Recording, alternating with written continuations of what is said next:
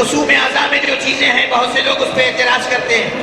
اعتراض کرنے سے پہلے سوچئے وہ رسمیں کیوں قائم کی گئی. ہمارے یہاں جو تہذیب اعضاء ہے اس میں علم ہے. ہمارے یہاں جو تہذیب اعضاء ہے اس میں ذوالجناح ہے. ہمارے یہاں جو تہذیب اعضاء ہے اس میں تربت ہے. یہ سب چیزیں ایک اہمیت رکھتی ہیں، ایک معنویت رکھتی ہیں.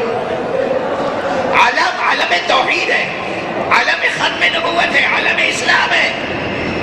یہ عالم قیامت تک سرفراز رہے گا. اس عالم کا احترام واجب ہے، بلکہ ما فوق واجب. آج اگر ہم بیعت حق کرنا چاہیں تو علم عباس کے علاوہ کون سی چیز ہے جس کے نیچے کھڑے ہو کر بیعت کریں؟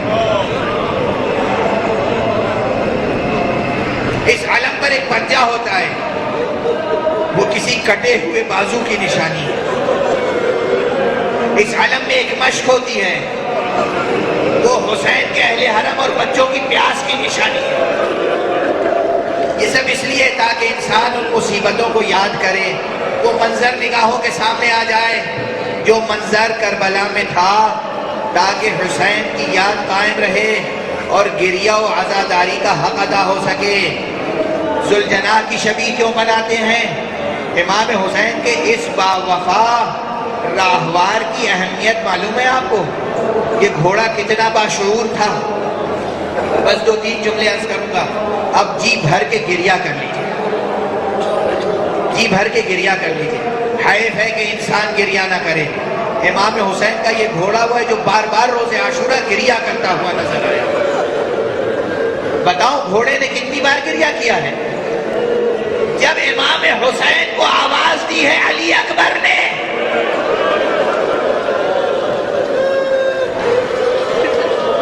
اور امام میدان کی طرف اپنے قدموں سے تیزی سے آگے بڑھے، روایت میں ہے بار بار ٹھوکر لگتی تھی، امام زمین پر گرتے تھے اور اٹھتے تھے.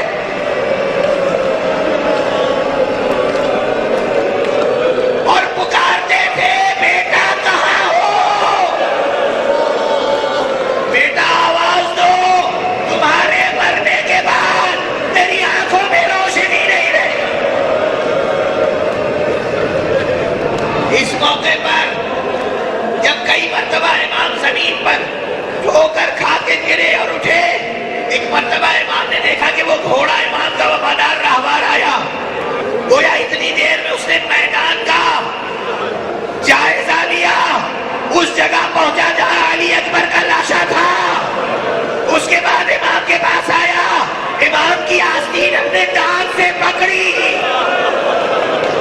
امام نے دیکھا گھوڑے کی آنکھوں سے آنسو رواں ہے.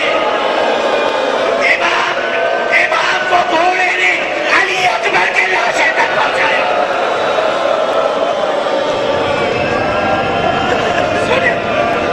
اجرکم علی اللہ، اجرکم علی اللہ، اجرکم علی اللہ. سنیں 2-3 فقرے اور، 2-3 فقرے اور. اس گھوڑے کی اہمیت سمجھیں. یہ سب روایتیں سنتے آئے ہیں نا کہ جب امام حسین کربلا پہنچے تو چلتے چلتے راہوار مبارک خود بخود رک گیا. اب تاریخ کے برہم پلٹیے.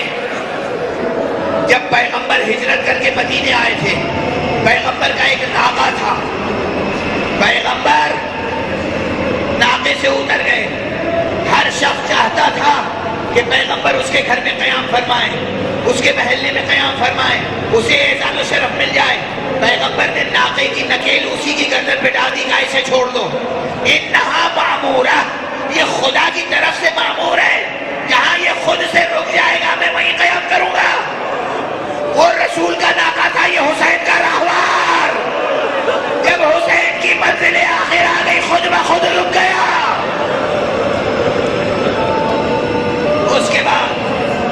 اس کے بعد دوسری منزل علی اکبر کے لاشے تک پہنچانا. تیسری منزل، تمام تفصیل تو میں بیان بھی نہیں کر سکوں گا.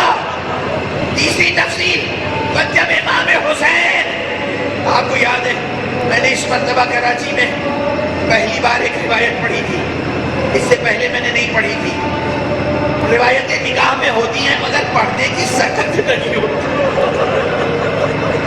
طاقت نہیں ہوتی۔ امام حسین گھوڑے پہ تشریف فرما تھے، ہر طرف سے تیر پھینکا جا رہا تھا، نیزے پھینکے جا رہے تھے، پتھر پھینکے جا رہے تھے۔ ایک شقی نے سینہ مبارک کا نشانہ لیا اور ایک تیرے سے شعبہ امام کے سینے پہ ایسا لگا کہ امام اس تیر کو نکال نہیں سکتے تھے۔ امام نے گھوڑے کی گردن پر سیٹ پر زور دے کر پشت کی طرف سے وہ تیر نکالا، خون کا فوارہ جاری ہوا، خون کا فوارہ جاری ہوا، امام ڈگمگانے لگے۔ اس اسب باوفا نے فوراً اپنے گھٹنے موڑے، زمین سے قریب ہو گیا تاکہ امام آرام سے آہستہ زمین پر آ جائے۔ اس کے بعد جب گھوڑے نے یہ دیکھا کہ جسم مبارک تیروں پر معلق ہے، اس وقت دو خدمتیں کی ہیں۔ جو دشمن بڑھتا تھا اسے اپنی ٹانگوں سے ہلاک کرتا تھا اور اپنے دانتوں سے جسم مبارک امام سے ایک ایک تیر نکالتا تھا۔ جب امام کا جسد مبارک زمین پر آ گیا، زمین کربلا لہو لہان ہو گئی۔ یہ سامنے قتل کا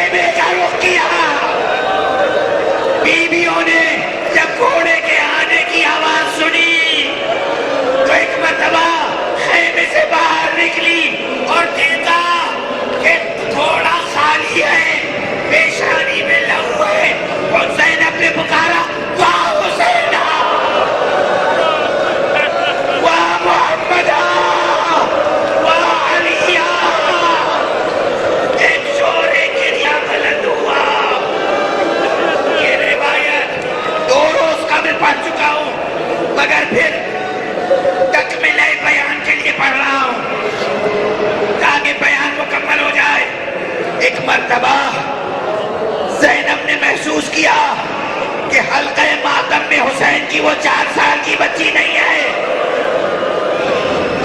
رخ کیا، دیکھا کہ خیمے کے دروازے پہ کھڑی ہے، کہا رباب اس بچی کا رونا بہت ضروری ہے۔ جناب زینب نے اس بچی کو قریب بلایا، بچی روتی ہوئی نہیں آئی، بچی کی آنکھوں میں حیرت تھی۔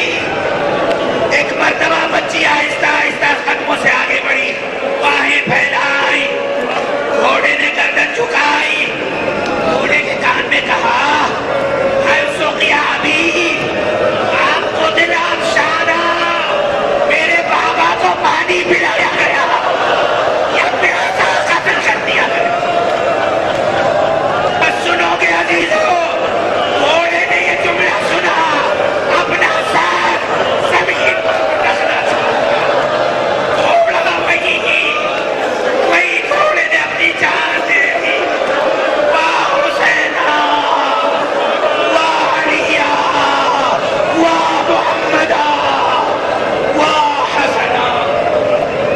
برحمتك يا أرحم الراحمين، وصلى الله على محمد وآله الطاهرين۔